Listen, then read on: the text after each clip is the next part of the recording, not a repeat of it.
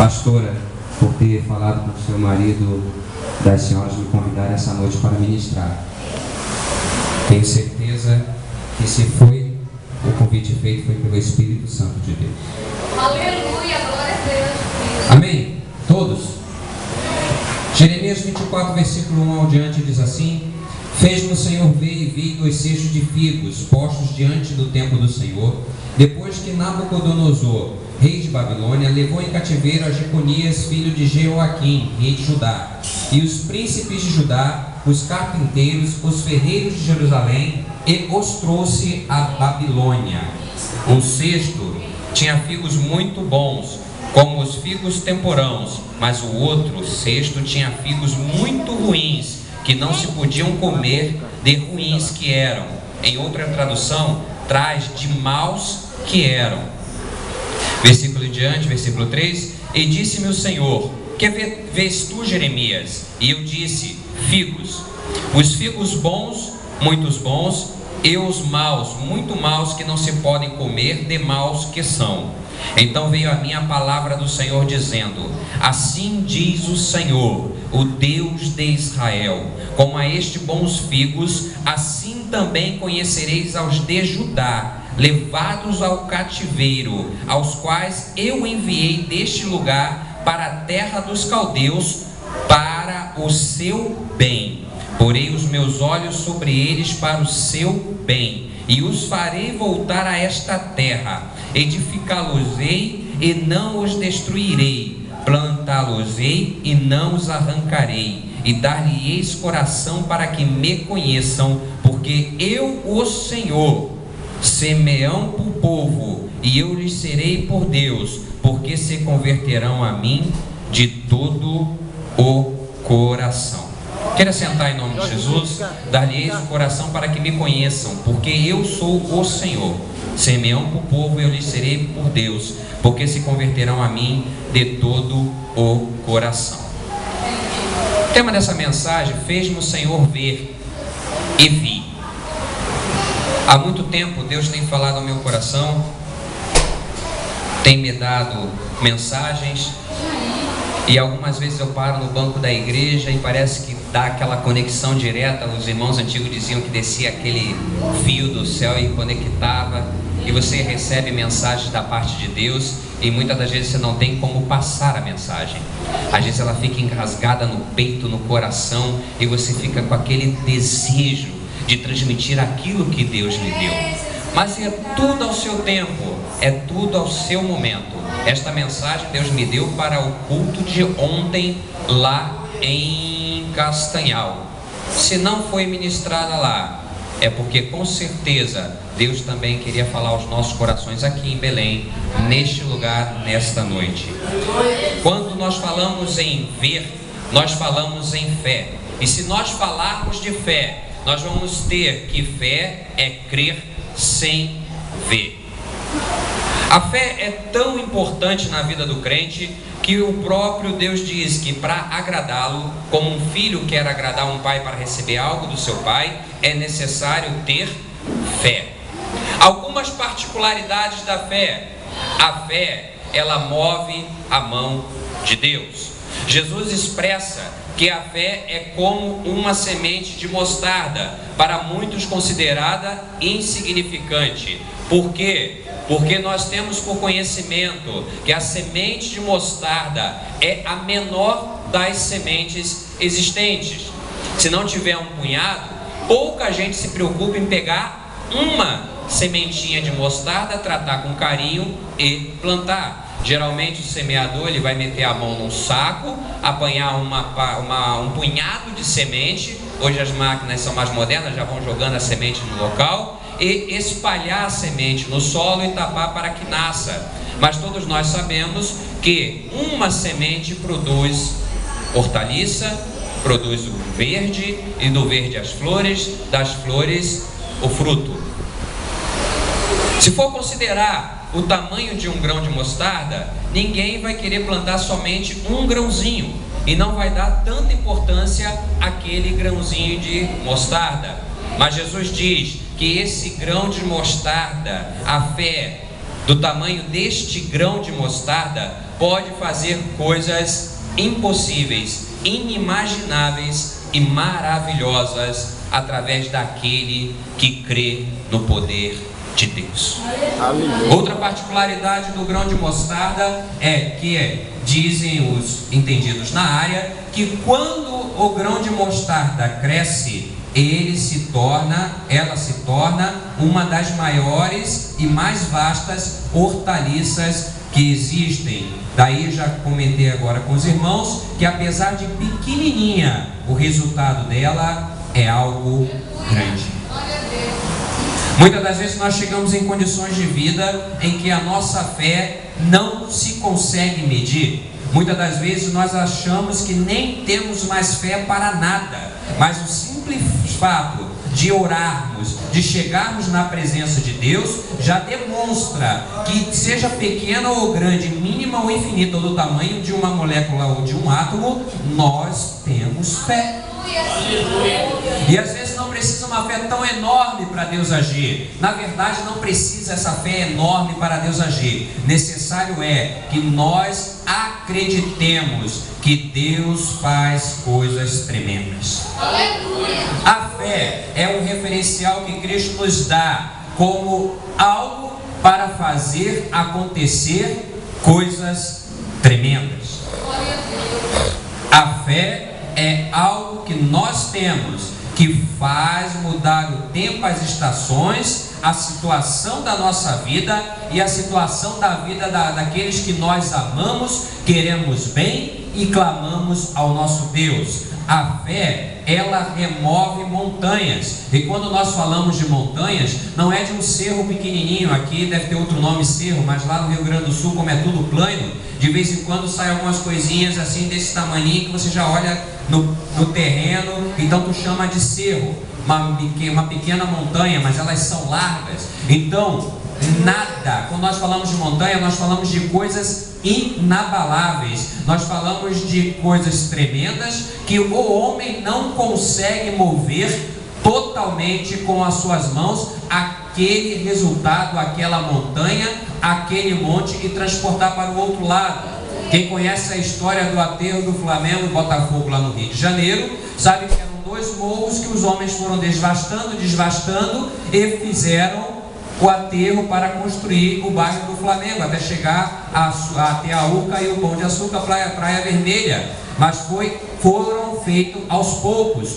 Jesus nos diz que se a nossa fé é do tamanho de um grão de mostarda, nós vamos mandar aquele monte inteirinho sair do seu lugar e se projetar no mar, afirmando que o impossível é realizado através da nossa fé. Por mais descomunal, por mais impossível, por maior que seja a dificuldade à nossa frente, a nossa fé nos dá autoridade em Deus para mudar toda e qualquer situação contrária à nossa vida e na nossa vida. As coisas estão, como diz no sul, de patapuá, tudo embaraçado, tudo quebrado. Nós temos a fé que pode mudar essa situação. Tivemos problemas, não vigiamos com aquilo que nós temos no banco, gastamos mais do que recebemos. A fé ajuda a mudar a situação. Porque quando nós temos fé que Deus vai agir, Ele nos determina o que fazer. E se nós temos fé que foi Deus que determinou, nós cumprimos a ordem de Deus. E quando nós cumprimos a ordem de Deus, tudo dá certo. Não tem ninguém aqui nessa noite que vai dizer que cumpriu uma ordem de Deus e as coisas deram errado. Mesmo porque a palavra de Deus não mente. Deuteronômio 28: se hoje obedecerdes os mandamentos que vos ordeno, estas bênçãos te seguirão e te alcançarão. É pura verdade. Por meio da fé os enfermos são curados. A oração da fé sarará o enfermo e o Senhor o restaurará. Ou seja, existe algo impossível para a medicina, não existe impossível para o nosso Deus. Pode ser a doença do nosso corpo físico, pode ser a doença da nossa alma, pode ser uma mágoa, pode ser uma chaga, pode ser um dardo inflamado do diabo. Se nós temos fé e declaramos a nossa cura, e declaramos a cura daquele pelo qual nós estamos orando, o Senhor restaurará, pois Ele é o Jeová Rafá, o Senhor que te sara. Ele é o Senhor que nos sara. A fé produz salvação. Atos 16, 31. Crê no Senhor Jesus Cristo e serás salvo tu e a tua casa. Não tem nada que o homem possa fazer para restaurar um pecador. Não tem nada. Por mais que a gente anuncie a palavra do Senhor, esse homem tem que entender que ele precisa ter a certeza que Deus pode mudar o quadro da vida dele. Mas para Deus começar a agir e mudar o quadro da vida dele, nós temos que ter fé que Deus vai agir e falar da salvação, fazer discípulos, ganhar almas para o reino de Deus. A fé, ela produz vida. Aquele que crê em mim, mesmo que morra, viverá. Se mesmo que seja uma morte espiritual, que é o que mais nós temos hoje em dia, do que morte física, quase não se escuta falar que Jesus ressuscitou um defunto. Mas nós vemos dentro da igreja, e mesmo na nossa Assembleia de Deus, que é uma igreja pentecostal, entrada no mistério, que fala em línguas estranhas, que profetiza, que tem mais proximidade do Paracletos, que é o agir do Espírito Santo de Deus, nós vemos muitas pessoas mortas espirituais por causa das feridas e das dores que este mundo tem nos produzido. Mas mesmo essas pessoas mortas espirituais, nós temos a certeza que se brilha um pouco da graça do Espírito de Deus na vida dele, se ainda o seu pavio fumega, Jesus, através da nossa oração, da nossa fé e da fé dessa pessoa, assopra o pavio, tira a parte que não queima mais, coloca combustível e faz fumegar o pavio, pegar fogo o pavio que fumega. Porque tem que se cumprir a palavra do Senhor, que o fogo arderá continuamente sobre o altar e não se apagará. E cada um aqui nessa noite é um altar de adoração ao nosso Deus. Cada um aqui nessa noite é um altar para glorificar o nome do Senhor. Cada um aqui nessa noite é um altar para que o sacrifício chegue como cheiro suave às narinas do Senhor, para que Ele possa ordenar a bênção e a vida para sempre no meio do seu povo.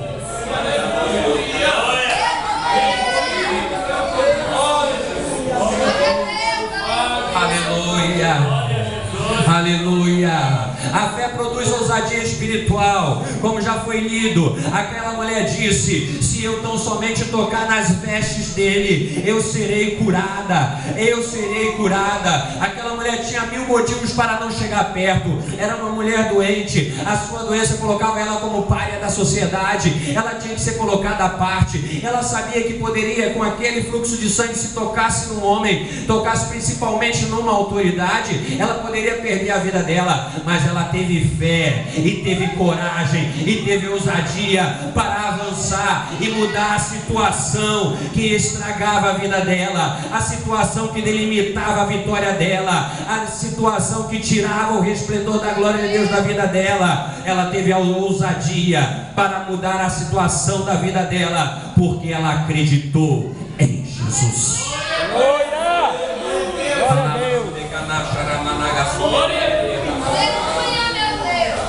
As muralhas, a muralha ela cai pela fé. Josué, se não me falha a memória, diz que quando passaram de rodear 7 vezes a cidade, na última vez 7 vezes, Josué grita: gritai, pois o Senhor nos tem dado a cidade. Não interessa o mar que esteja na sua frente, não interessa o rio que esteja à sua frente, o vale que esteja aos lados, não interessa se existe uma muralha. Não olhe o mar, não olhe o rio, não olhe a muralha, não olhe o cativeiro, mas enxergue que depois da muralha Deus tem uma vitória guardada guardada para a tua vida. Enxergue que depois do Mar Vermelho, Deus tem uma vitória guardada para a tua vida. Enxergue que depois do rio, Deus tem uma vitória guardada para a tua vida. Aleluia. Aleluia. Nós não temos um Deus menininho. Nós não temos um Deus de brincadeira. Nós não temos um Deus fraco. Não é vã a razão da nossa fé. Nós temos a certeza naquilo que cremos. Nós confiamos naquele que cremos. Por isso podemos declarar com ousadia que o Senhor é a nossa bandeira, que nós somos vitoriosos porque o Senhor está conosco. Podemos declarar além que somos muito mais que vitoriosos em Cristo Jesus. Podemos declarar que existe dentro de nós um rio do Espírito que alegra a cidade do Senhor, que Deus está no meio dela e que nós não seremos abalados. Mas não é fácil ter fé. Concordo. A gente esmorece, a gente se machuca, a batalha é pesada, a luta é pesada. O diabo não pega leve com a gente, não. Não estamos nas arenas, não estamos nas cruzes de cabeça para baixo, não estamos sendo decapitados, não estamos sendo tracionados por cavalos, mas a luta espiritual em nossas vidas é muito grande, é onde o diabo fere. Se fazermos raio-x de algumas almas aqui nessa noite, nós vamos ver almas feridas, almas sangrando, almas com grandes cicatrizes. Por isso que não é fácil crer, não é fácil acreditar, nós temos dificuldade em acreditar. A palavra do Senhor em Marcos, no capítulo 9, versículo 14 ao 24, fala de um homem que levou a sua filha para ser curada. O seu filho, se não me faz, seu filho, para ser curado, porque o demônio aturava aquele menino e jogava ele para tudo quanto é lado. E Jesus olha para aquele homem e pergunta bem claro, e fala bem claro, e perguntando, indagando: se tu crês, tudo é possível ao que crê. Aquele homem vira, no seu versículo 24 de Marcos capítulo 9, com lágrimas nos olhos, ele diz: Senhor, eu creio, porém ajuda a minha incredulidade. Eu creio, mas a porta está fechada. Eu creio, mas o mar está na minha frente. Eu creio, mas a muralha está na minha frente. Me ajuda, Senhor. Eu não estou conseguindo ver a vitória chegar. É difícil crer. A palavra nos relata que em Juízes, Gideão está parado lá dentro de um lagar que era lugar de amassar a uva, malhando o trigo, porque estava o seu povo, o povo de Israel, cativo na mão dos midianitas. E quando aparece o anjo e diz assim: eu sou contigo, varão valoroso, e toda a prova que ele estava passando e o povo dele, ele só teve uma resposta: dizer: Senhor, se tu realmente fosse comigo, o meu povo não estaria sofrendo. É momento da nossa vida em que nós temos que entrar num confronto espiritual, em que nós vamos ver de que material nós somos feitos. Se somos feitos de ouro, que na hora da fornalha chega na sua temperatura, derrete e escoa. Se estamos contaminados, que na hora da fornalha se trinca. Ou se nós somos feitos de um vaso de barro feito nas mãos do Senhor, que lá no alto da fornalha pode ficar vermelhinho, mas não quebra.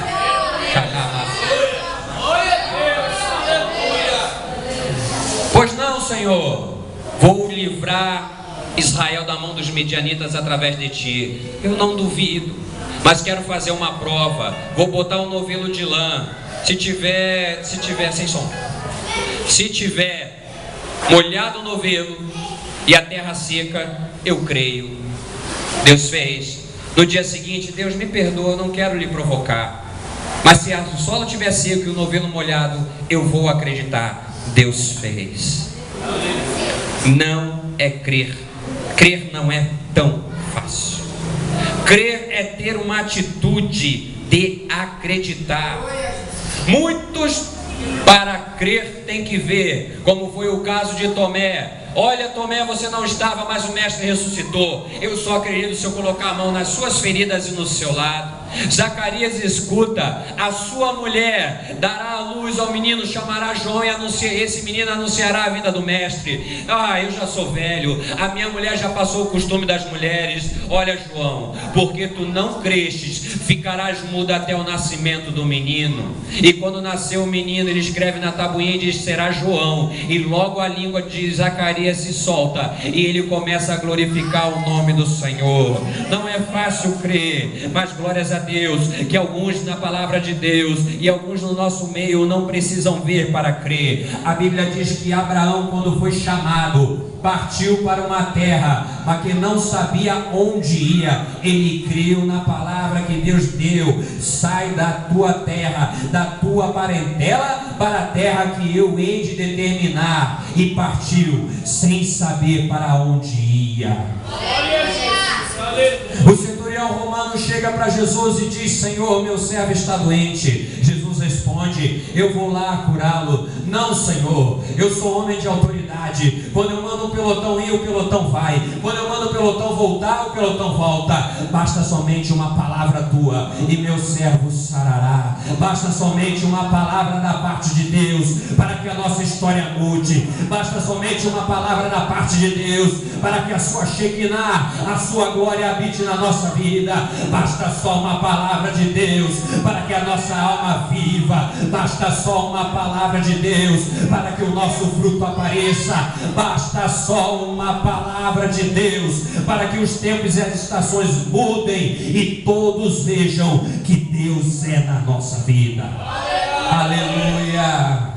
Crer é saber que Deus está agindo ao nosso favor, mesmo que não vejamos. A história bíblica diz que enquanto o povo de Israel caminhava para o mar, com vale a um lado, montanha ao outro e Faraó atrás, Deus já estava abrindo o mar do outro lado, vindo abrir ao lado o mar. Moisés, estende a tua mão. E Moisés estende, manda ao povo que marche. Quando o mar abre, a Bíblia nos diz que o mar já vinha sendo aberto desde o outro lado, mas para completar o milagre necessitava que Moisés e o povo acreditasse e marchasse à frente. Para crescimento desta igreja, tem que ter a fé de avançar e crer que Deus vai fazer a obra conforme a vontade dele. Ir adiante. Nós temos que crer que nosso Deus está trabalhando mesmo que nós não vejamos. 2 Reis capítulo 3, no seu versículo 16 e 17, apesar que o capítulo 3 nos conta a história que 3 reis saíram para lutar contra os moabitas, se não me falha a memória, e no meio da passada não existia água para o gado, não existia água para tomar, e eles estavam preocupados. Josafá já estava preocupado: como vamos dar água para este gado? Quantos moabitas que eles saíram para lutar? Como vamos fazer? E alguém chega e diz assim: olha, aqui está Eliseu, homem de Deus, e lavou as mãos de Elias. Deus vai falar para ti através dele. E ele pega, chama um músico, e Deus começa a usá-lo e dizer: assim diz o Senhor, fazei neste vale muitas covas, porque assim diz o Senhor, não vereis vento, não vereis chuva, todavia este vale se encherá de tanta água, que beberei vós, o vosso gado e os vossos animais. Não interessa se você não está vendo Deus agir na tua vida, você tem que crer que Deus está agindo na tua vida. Se você não está escutando o temporal de Deus, se você não está escutando o barulho de Deus, saiba, Deus já está providenciando abundância sobre a tua vida. Deus já está trabalhando em prol da tua vida. As coisas espirituais não se discernem com olhos materiais, mas com o Espírito diante da mão do nosso Deus, em comunhão com o Senhor, em comunhão com Deus. Aquele crente que tem comunhão com Deus, mesmo no momento da dor, ele tem paz, Senhor já falou com ele o que lhe passaria. Aleluia. Aleluia. Deus está agindo em nosso favor. Crer é estar na dependência de Deus, é aceitar todo o agir de Deus em nossas vidas, é acreditar que tudo Ele faz conforme a vontade dEle, é acreditar nas vidas, para honrar as nossas vidas, para encher as nossas vidas com a bênção dEle, para encher as nossas vidas com o seu Espírito. Mas o processo de Deus é dolorido. Aleluia, É dolorido. A Bíblia nos diz que nunca se ouviu falar de um Deus que trabalha, de um outro Deus que trabalha em prol daqueles que nele confia. Mateus 7, versículo 9 em diante, Jesus a ser interpelado, ele diz: vocês que são pais, se um filho pedir um peixe, vocês não dão serpente. Se pedir pão, vocês não dão pedra. Se vocês, sendo maus, conseguem dar boas coisas aos seus filhos, quanto mais o Pai Celestial que está nos céus lhe dará do melhor. Nós temos Deus, nós temos Deus, nós temos Deus. Jeremias 24, versículo 5, que muita gente pode não entender, diz a palavra do Senhor que o cativeiro pode parecer ruim, o deserto pode parecer ruim, o cemitério pode parecer ruim, a fornalha pode parecer ruim, as covas dos leões podem parecer ruim, o maremoto pode parecer ruim, mas é lá que Deus providencia o bem para a nossa alma. Deus não quer o nosso sofrimento, Ele não quer a nossa derrota, Deus não quer nos ver chorando, Deus não nos quer ver caídos. Quando Deus está agindo e atuando em nossas vidas, é porque Ele quer fazer o melhor para nós.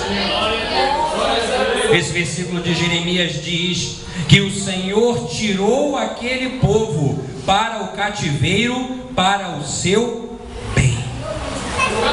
Deus os mandou para o cativeiro, para o seu bem. Entenda quem quiser entender, entenda quem quiser entender. Deus, Ele só faz o melhor para a nossa vida. Mas é difícil de entender. Deuteronômio 4:31, porque o Senhor teu Deus, Deus misericordioso, e não te desamparará, nem te destruirá, nem esquecerá da aliança que jurou a teus pais. Aleluia, Deus. É no momento da luta, é no momento da dor que nós vemos Deus agir. É no momento da prova que nós vemos Deus agir. E se no auge da prova nós não aguentarmos mais, Juízes capítulo 16, versículo 28, parte B, na hora que Sansão encosta nas vigas, nas colunas, que não tem mais força, ele fala: lembra-te de mim pelo menos essa vez, e esforça-me mais essa vez, Senhor. E é no momento da tua dor, é no momento em que tu choras, é no momento em que tu estás andando lá no meio do abismo, em que o diabo está tentando te desferir o golpe de misericórdia, que é o momento de lembrar que Deus é na sua vida, e lembrar o que diz a palavra do Senhor em Miqueias, quando diz Miqueias assim: não te alegres na minha queda, ó inimiga minha, porque ainda que eu caia, o Senhor me levantará, e ainda que eu ande em trevas, o Senhor será a minha luz.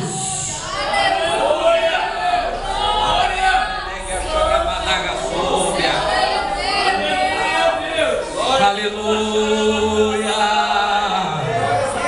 Asuide canasuide remacharramanaga sede nebe acharamanai. Remassude recanamasuide cantaramachar. Pregador, o que eu faço quando eu começar a crer? Realize seus projetos, seus planos, seus sonhos. Realize as riquezas de Deus, receba as riquezas de Deus para a tua vida. Ele quer te conceder bênçãos materiais, mas as principais que Deus quer te conceder são bênçãos espirituais. Quando você começar a crer, tome posse da promessa que está escrito no Evangelho, no Novo Testamento, que você é mais que vencedor por meio de Cristo Jesus nosso Senhor. Toma uma promessa escrita em Isaías 54, no seu versículo 2, que diz: alarga a tua tenda, estenda-se as cortinas das tuas habitações, não impeças, alongas as tuas estacas, fixas bem as tuas cordas, porque transbordarás para a direita e para a esquerda, a tua descendência possuirás as nações, assim fará com que as cidades sejam habitadas. Não temas, não serás envergonhada, não te envergonhes, porque não serás humilhada, antes te esquecerás da vergonha da tua mocidade, e não lembrará mais do opróbrio da tua viuvez. É promessa, é promessa, e promessa que não se pode deixar, promessa que não se pode esquecer, porque é promessa santa, promessa da palavra do nosso Deus, promessa que vem do céu para o nosso coração. Aleluia. Daniel 7, versículo 18: mas os santos do Altíssimo receberão o reino e possuirão para todo sempre, de eternidade em eternidade. Jesus declarou que é chegada ao reino dos céus. Também Deus nos garante o acesso ao seu bom tesouro, que nós temos acesso às riquezas de Deus. Por quê? Porque por Ele, para Ele e por Ele são todas as coisas, para a glória de Deus Pai. Glorifica ao Senhor. Abra a tua boca e glorifica, glorifica, glorifica, glorifica, glorifica, porque eu posso tomar posse das minhas vitórias, porque a palavra de Deus diz que para Deus nada é impossível. Então adore, meu irmão, então glorifica, minha irmã. Deus está trabalhando neste lugar, Deus está removendo marcos cansados, marcos antigos, fé abalada, e transbordando azeite agora no teu coração, transbordando unção na tua vida. Aleluia. Aleluia, aleluia. Antes do pecado, Deus nos via como objeto da sua misericórdia, homens irreconciliáveis, amantes de nós mesmos, inimigos dele. Mas depois que a sua graça, a sua palavra, o seu amor e a sua misericórdia nos alcançou, Deus hoje nos vê como povo eleito, nação santa, sacerdócio real, povo de boas obras. Deus nos vê como propriedade exclusiva sua, como menina dos seus olhos, como pintinhos que precisam ser protegidos debaixo das suas asas. Você, eu, nós somos especiais para o nosso Deus, nós somos especiais para o nosso Deus. Aleluia. O que os nossos inimigos veem antes de Deus agir, ele te vê um falso crente, mais um na multidão, um derrotado, um fracassado, um coitadinho, um ninguém. Mas depois que Deus age na sua vida, depois que Deus remove as barreiras, os cativeiros, aqueles que te viam como ninguém vão ter que olhar para ti e dizer: olha, aqui está escrito em Ezequiel capítulo 36, versículo 34, dizendo: a terra assolada será lavrada, em lugar de estar assolada aos olhos de todos que passavam, e eles dirão: esta terra assolada ficou como o jardim do Éden, as cidades solitárias, assoladas e destruídas, estão agora fortalecidas e habitadas. Então saberão as nações que tiverem ficado ao redor de vós, que eu, o Senhor, tenho reedificado as cidades destruídas e plantado o que estava devastado. Eu, o Senhor, o disse e o farei.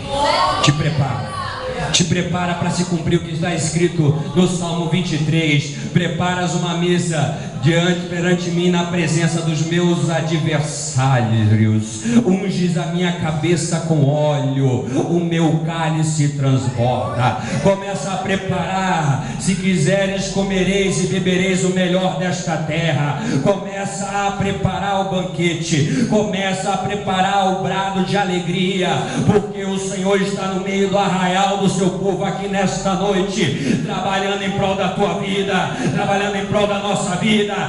Deus está neste lugar, quebrando barreiras, abrindo o rio, e na hora que tiver que passar pelo rio seco, colhe as pedras, bota do outro lado, como memorial da tua dor, do teu cativeiro, mas também como memorial de que Deus atuou na tua vida, de que Deus trabalhou na tua vida, e o inferno vai ter que se calar diante da tua presença. Ramassudekanamacharamasse canta lamacharamagai nesse caso benegia charamassou nasceu com manacharamassou. Oh Deus tremendo, é mistério, é mistério, é mistério, é mistério, mas é mistério de Deus. É fogo santo sobre este altar, é fogo santo ardendo na casa do Senhor. Aleluia. Veja-me o Senhor, vem e vi. Quando eu me vejo no espelho, quando eu me vejo hoje, eu me vejo um homem redimido, vitorioso, instrumento de Deus, filho da salvação, filho de Deus, usado pelo Senhor, servo do meu Deus, cordeiro de Deus, cordeiro dos céus, homem de Deus, porque ele abraça aquele versículo que diz: quem está em Cristo, nova criatura é, as coisas velhas já passaram, eis que tudo se fez novo. Gálatas 2, capítulo 20, já não vivo mais eu, mas Cristo vive em mim. E não interessa se forem te bater, não interessa se forem gritar contra você, tenha certeza de quem o Senhor é diante de Deus, e fale quem quiser falar. Se o Senhor bota a cabeça no travesseiro feliz, faceiro, tranquilo, Deus é na tua vida e vai te honrar mais ainda. Veja você diante do seu Deus, veja o Senhor e a Senhora diante do seu Deus. O que você vê quando o Senhor abre o seu olho? O que você vê? O que você verá quando Deus abrir o seu olho espiritual da sua vida? Porque as lutas e dificuldades não podem tomar o lugar da adoração. Aleluia. E o lugar do Deus Todo-Poderoso que muda a situação da nossa vida. O mar pode se encapelar, mas ele está dentro do barco, e na hora que ele gritar, o mar tem que acalmar. Glória a Deus. Nada pode roubar a tua adoração. Nada pode roubar a sua santificação.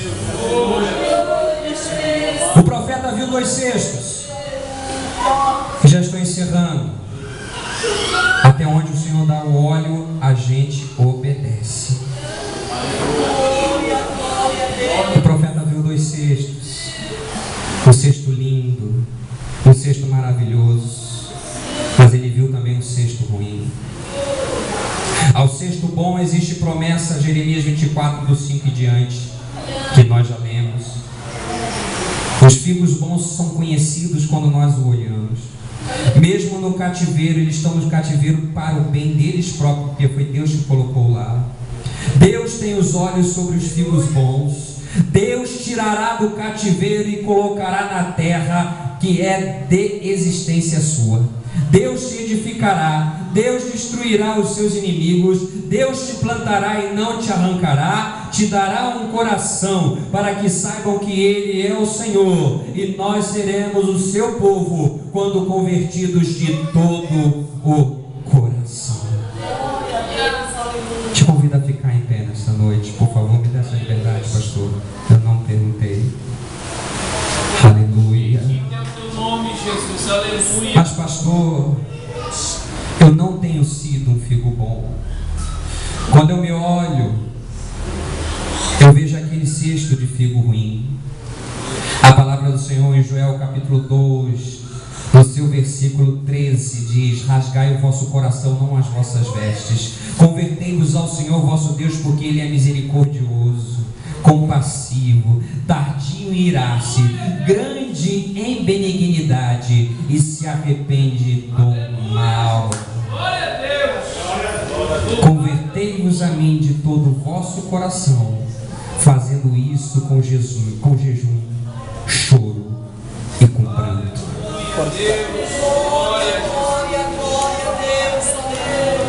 Seja incluído hoje, nessa noite.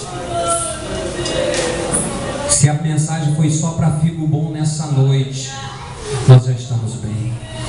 Se tem algum figo ruim, você não precisa confessar para mim, é você e Deus, é você e a sua comunhão, o seu altar com o Altíssimo. Chora aos pés do Senhor. Ele quer te incluir nas promessas de Joel, no seu capítulo 2, versículo 24, que vai dizer que a sua eira se encherá de trigo, o seu lagar transbordará de vinho e de azeite, será restituído todos os anos que comeu o gafanhoto, a locusta, o pulgão, a lagarta, o grande exército que enviei contra vós, e comereis abundantemente, e vos fartareis, louvareis o nome do Senhor vosso Deus, que procedeu para convosco maravilhosamente, e o meu povo nunca mais será envergonhado.